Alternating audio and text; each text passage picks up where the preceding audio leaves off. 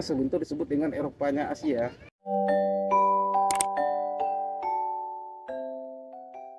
Belum ada yang mengalahkan Sawalunto untuk memasak ya. Satu hari memasak nasi di dapur umum itu atau Museum Budaya Ransum sekarang itu 3,9 ton nasi.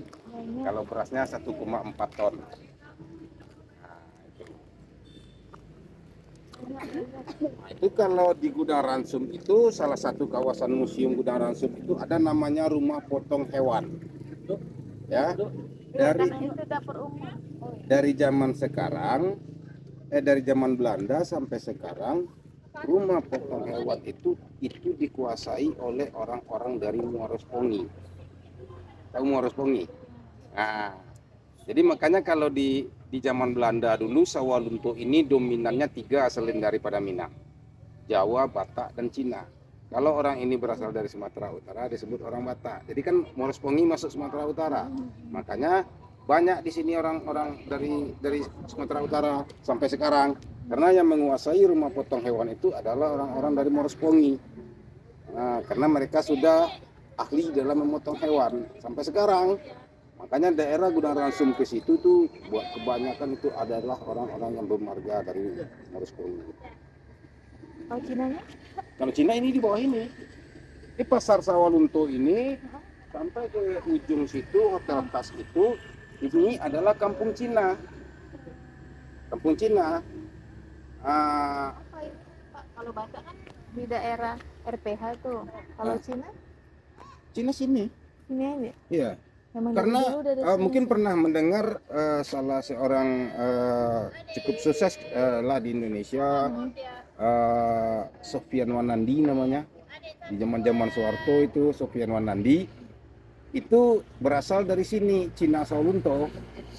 Dan orang tuanya adalah yang mensuplai bahan pokok ke dapur umum tadi, itu Museum Budaya Ransum tadi, Bapak Sofian Wanandi itu. Jadi Cina-Cina yang ada di Sawalunto itu datangnya dari Singapura. Ya, karena dulu bernama kan Hindia Belanda semuanya. Ya, Hindia Belanda. Jadi Sawalunto itu di zaman Belanda itu sudah canggih, teknologi sudah tinggi, makanya Sawalunto disebut dengan Eropanya Asia. Ya, ini salah satu contoh. Kita lihat ke ujung itu, bangunan yang putih ini, Masjid Agung Sawalunto. Dari segi fisik atau bangunan jelek kan? Biasa aja. Ya kan? Kalau sekarang masjid kan kesannya mewah kan, megah. Kalau Masjid Sawalunto lihat kan enggak, Masjid Agung lagi. Tapi sejarahnya sangat tinggi. Sumatera Barat masih gelap gulita, Sawalunto sudah terang benderang, itu sentral listrik. Oh, masih itu. Listrik pertama di Sumatera Barat itu Masjid Agung. Menara masjid yang sangat tinggi itu adalah cerobong asap dari PLTU. Jadi Museum Gudang Ransum atau dapur umum, kita baru beberapa tahun ini menggunakan gas untuk memasak. Sawalunto sudah dari zaman Belanda menggunakan uap panas. Jadi teknologi di Sawalunto menggunakan uap panas. Kebayang nggak? Satu periuk itu yang muat 100 kg beras masaknya menggunakan uap panas. Kan tinggi teknologinya itu. Makanya Sawalunto disebut dengan Eropanya Asia. Dibangun pada tahun 1900. Ini masih asli, kecuali atapnya. Ya, atapnya ini Iyalah. baru ditukar Desember kemarin. Kalau melihat atap yang asli bisa itu lihat di toilet di belakang pos tiket tadi. Itu atau atap rumah sakit Sawalunto. Itu. Rumah sakit Sawalunto itu merupakan rumah sakit terbaik di Sumatera bagian tengah. Dulunya di zaman Belanda ya. Karena 20 orang dokternya didatangkan dari Eropa. Jadi ini makanya di dalam museum kita buat lagi replika terowongannya itu. Oh, yang Bapak bilang tadi, ya, ini biliknya. Inilah ada kamar, ada kamar-kamarnya. Iya, inilah yang untuk menghindar tadi ya Pak, Ya, bilik-biliknya. Dan ini adalah ruangan sejarah perkembangan kereta api di masa Hindia Belanda. Jadi ketika perang di Diponegoro, Belanda memikirkan bagaimana cara transportasi tentara-tentaranya lebih cepat ke daerah-daerah dan juga membawa tanaman paksanya. Ya, jadi maka pada 1864 dibangunlah jalur kereta api pertama di Indonesia yang dimulai dari Semarang. seperti itu. Dan ini logo-logo keretanya dari 1875 sampai sekarang. 1953 Belanda menyerahkan kereta ini ke negara Indonesia, berubah namanya menjadi Perusahaan Negara Kereta Api. Dan dengan logonya seperti itu Garuda. Dan sekarang KAI. Ya. Dan ini adalah foto jembatan tinggi Lembah Anai. Udah ke Lembah Anai? Nah, ini dia ya. Jadi kalau di sini, di sini jalur 2 sekarang. Jalur 2 ada jembatan dan masjid. Dan ada gerbang kota. Foto ini foto 1890. Ya. Jadi nanti kalau pergi ke museum-museum yang lain yang ada di Solo, foto-foto yang ada semuanya asli dari Belanda.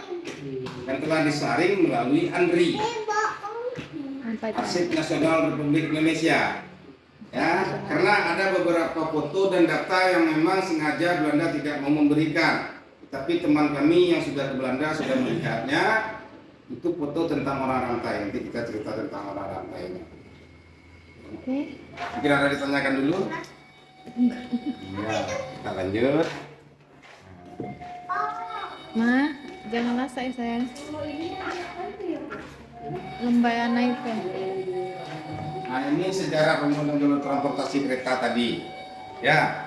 Nah, dimulai 1887, diresmikan 1894. Ini penggagas jalur transportasi kereta ini bernama Dr. J.W. Izerman atau lengkapnya Jan Willem Izerman. Beliau merupakan kepala tambang pertama di Sawalunto. Beliau juga merupakan penggagas sekaligus pendiri ITB. Ya, itu namanya Dr. Jan Willem Izerman. Nah, ini ada leafletnya. Museum Negara Langsung Kereta Api dari Sawalunto untuk mendapatkan penghargaan warisan budaya dunia dari UNESCO yang kelima untuk Indonesia. Ya, nah ini kalau pergi ke Lubang Suro, masuk ke dalam lubang tambang bekas lubang Belanda, masuk ke dalam ini kita akan melihat batu baranya. Jadi kalau kita naik kereta itu kita masuk ke sini, ke terowongan ini. Ini lebih kurang jaraknya dari sini 1,5 kilo. Ya, kita masuk ke dalam ini. Nah, yang panjangnya 828 meter. Kalau yang paling panjang itu 1116 meter terletak di Jawa Barat. Ya. Dan ini terowongan yang ada di Lembah Anai. Ini dia rel gigi tadi. Nah, ini rel gigi. Ini proses pengerjaan dari terowongan ini. Ini pengerjaan ini Bukit Batu, ini yang lebih jelasnya. Ini Bukit Batu. Pengerjaannya secara tradisional menggunakan pahat. Iya. Orang kita yang ngerjain. Ya. Nah, ini Bukit Batu. Ini pengerjaan ini Oktober 1892, siap Januari 1894. 2 tahun. Nggak sampai 2 tahun. Iya, Ya, ini foto-foto buruh kontrak, bukan pekerja paksa. Ya, pekerja paksa di zaman Belanda disebut rodi. Iya. Kalau di Sawalunto disebut dengan orang rantai. Oh. Karena kakinya dirantai, tangannya dirantai, dan lehernya dirantai dengan teman yang lain. Di kaki yang dirantai itu ada bola besi. Satu bola besi itu beratnya 5 kilo. Jadi untuk satu orang 10 kilo. Cuma nanti ada perbedaan orang rantai yang bekerja di tambang dan orang rantai yang bekerja di jalur transportasi kereta. Orang yang bekerja di tambang cuma dirantai dari penjara ke pintu lubang. Sampai di pintu lubang rantainya dibuka baru dia masuk ke dalam lubang. Tetapi sebanyak yang masuk belum tentu sebanyak itu yang keluar. Ya. Yang bekerja di jalur transportasi kereta ini mereka tetap dirantai karena mereka bekerja di alam terbuka. Ya. Dari September 1887 sampai Januari 1894 ini korban meninggal 2.224 orang. Iyalah, segitu kerjanya. Itu kejam Belanda itu. Itu yang baru di sini, belum yang di lubang tambang. Ya. Di lubang tambang itu sangat banyak yang meninggal Iya. dan tidak dikubur. Dibiarin gitu.